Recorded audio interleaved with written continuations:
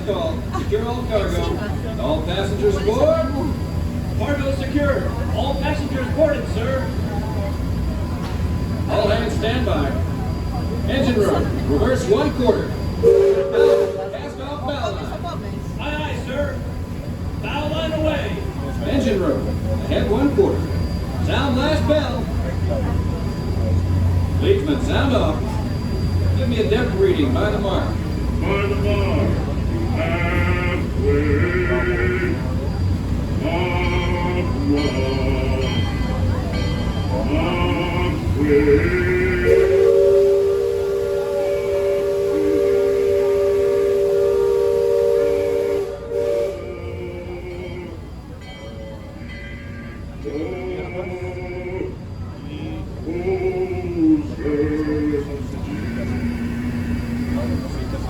Mark 4.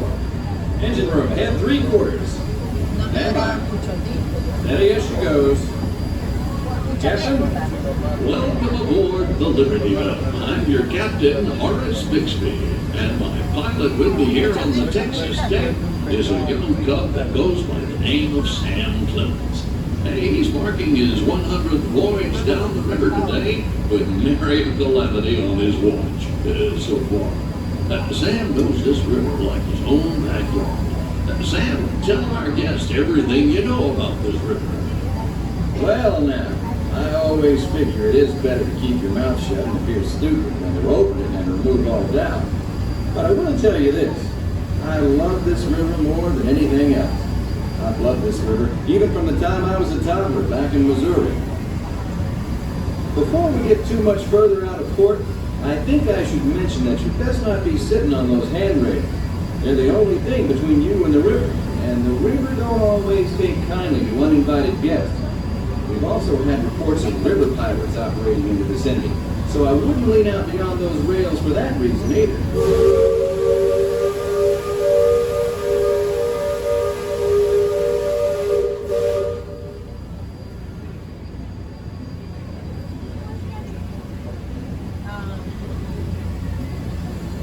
Now, for those of you on the port side, that river town we're passing is frontier land.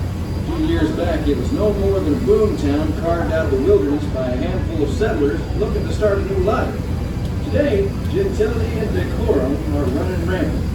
Oh, it still has its share of footloose trappers, keelboaters, prospectors, and an Indian or two, but mostly it's flush time and well on its way to becoming a fine big city. Frontierland reminds me some of my own hometown, Hannibal. It takes me back to when I was a barefoot boy growing up alongside the river banks.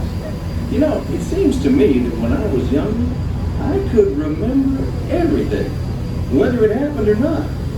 But as I grow older, I seem to remember only the things that never happened at all.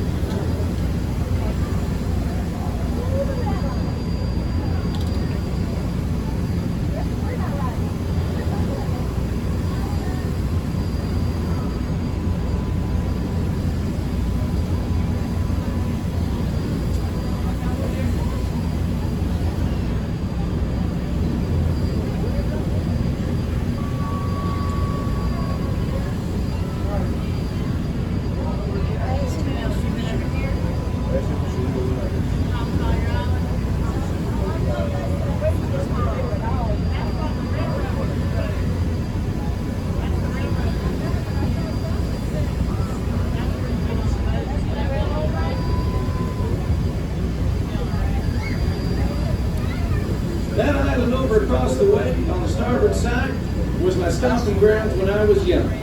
Exceedingly young. Marvelously young. Young by hundreds of years. Younger than I will ever be again. It's called Tom Sawyer's Island, and it's named for a friend from my boyhood. Even today, the only way you can get there is by raft. Old Man Harper's grain mill is there. back in the woods just off Tom's Landing. And that's Muck Potter's Pond and his windmill. We almost banged Muck once. And there's Huck's Landing. I always did like Huck. He could swear just wonderful. He and Tom and I spent most of our wild and reckless youth exploring that island. Lots of caving, lots of adventure, if you know where to look. And we all knew where to look. That's Superstition Bridge. It connects the Big Island to the Little one. And if you follow the Wilderness Trail there, it'll lead you right up to the gates of Fort Langhorne. It's the last trading outpost before we head into Indian country.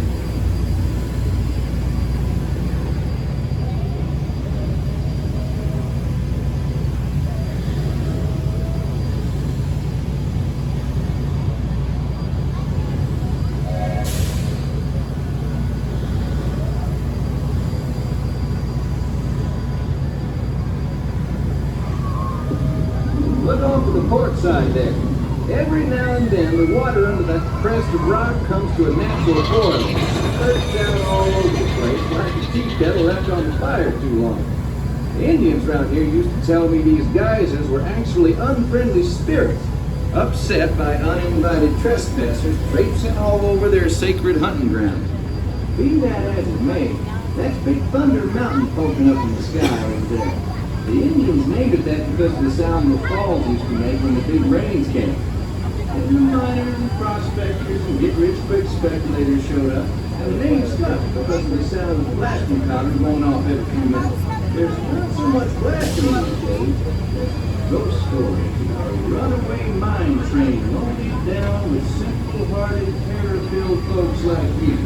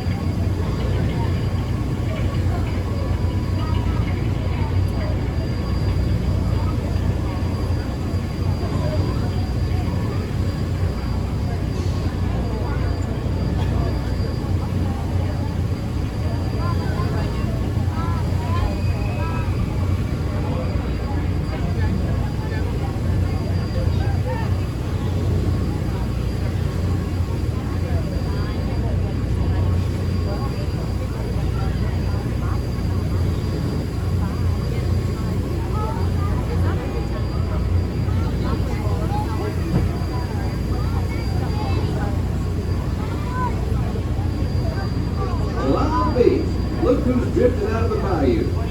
Off the port, Captain. It's Beacon Joe. Old Beacon's been marking this river for longer than I can remember. Every time the river cuts a new channel, Old Beacon puts out a marker to let us know whether it's safe to travel or not.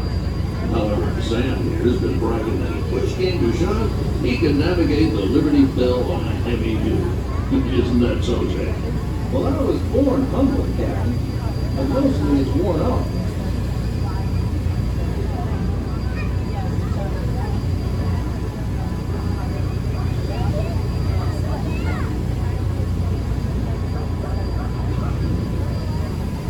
Captain, Indian Village to port. Now that's something you don't see much out this way. That's an Algonquin Indian village. Looks to be one of the Powhatan tribe. But usually they stay further east. I've seen Seminole and Miami this far west. And of course, your Show-Me Blackfeet Crow, but I've never seen outlaws out here. Lots of game out this way. I've seen moose and deer and plenty of other critters along the shoreline. That could be why the Tommins are out this far. Just following the food trail.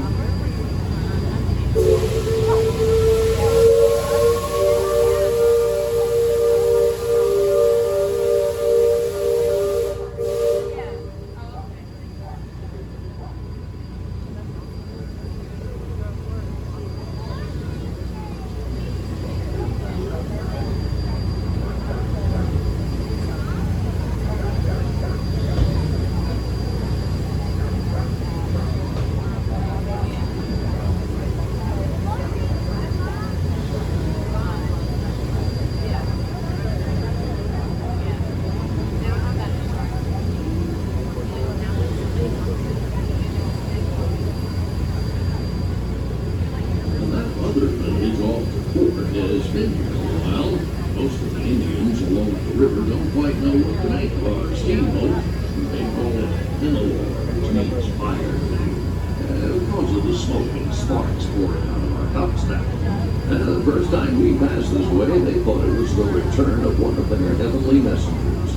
They said our riverboat was a comet of the sun.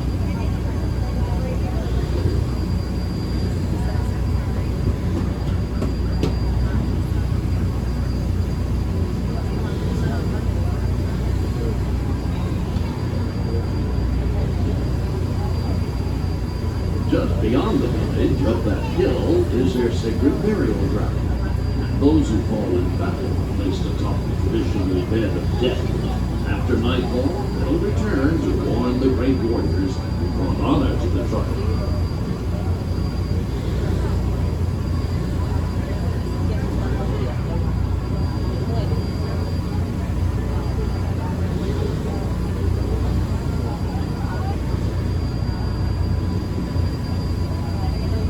Attention deck watch. Controls to port and starboard. Engine room, steady on. We're entering shallow water, but there's no cause for worry. Sam knows every shoal and shallow, every snag and sandbar in this part of the river, and he'll navigate us through to safe water. You wouldn't steer us wrong, would you, Sam? I believe we ought never to do wrong, Captain. Especially when others are looking. Leadsman, sing out. Will this be halfway, halfway? Wilderness! Red flag touching! Those of you that have been this way before know that the water can get fairly shallow along this stretch of the river. The leadsman called out the deck. Each mark is a fathom, 6 feet. Mark 20 is 2 fathoms, and for us that means safe water.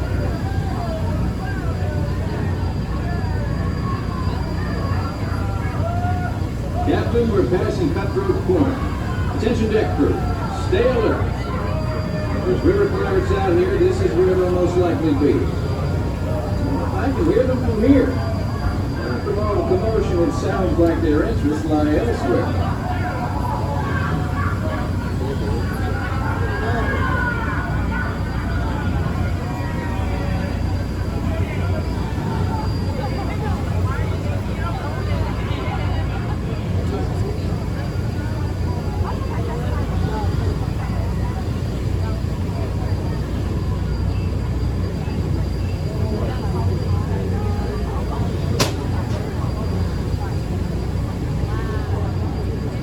If you folks on deck look past the trees on the island, that's Fort Langhorne. Most of these old forts started out as trading posts. Then as settlers started heading west, the army came in and took them over. My feeling is, these days, there's a lot less frontier and a lot more civilization than is truly necessary.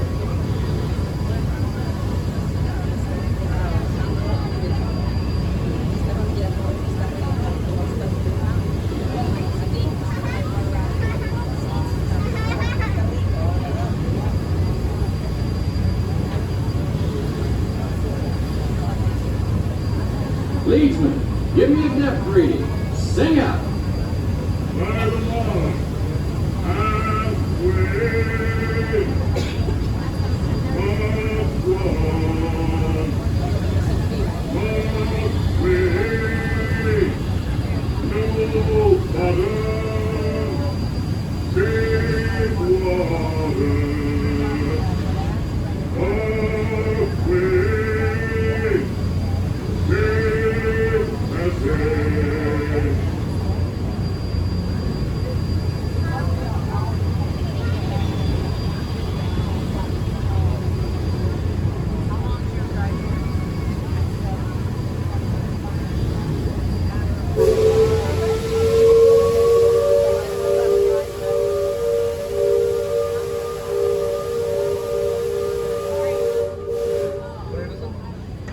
You see that brick mansion back over yonder there in the woods? I've heard folks hereabouts say it's haunted.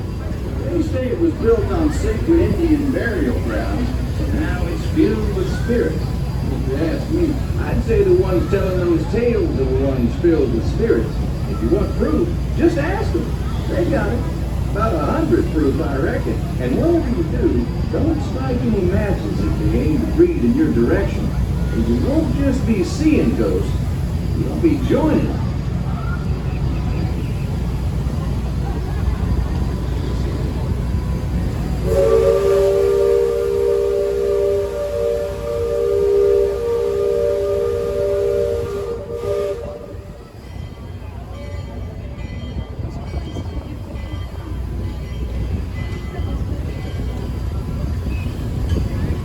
We're approaching Liberty Square, which is home port for us. We'll be putting into dock shortly, so those of you on the upper two decks might be of a mind to collect all your parcels and head to the lower deck. If you got young'uns, you'll want to take them in hand before they get out of hand. On behalf of the captain, myself, and the crew, thanks for flying the waterways with us. I hope I see you next time around the river bend. Thanks, Sam, and thank you, everyone, for traveling the rivers of America with us today.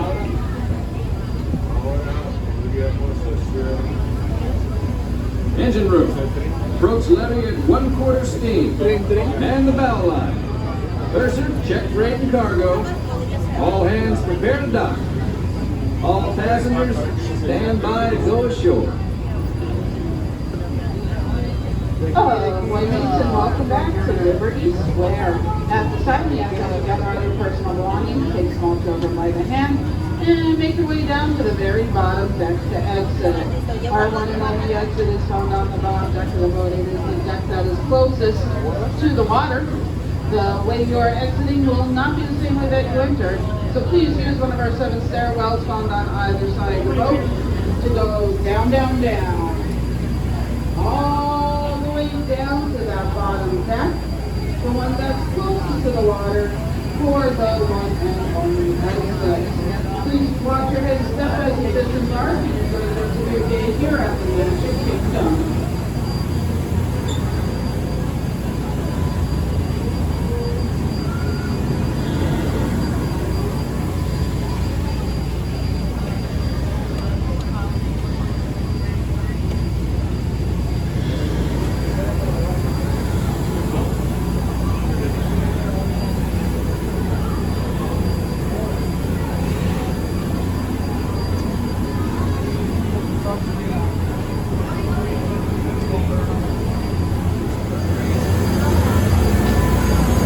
Welcome to the world of... It'll get better once he becomes permanent. Once he gets tenure, and then he gets full time. Yeah, he needs full time. He's He's gotta pay stick it out. his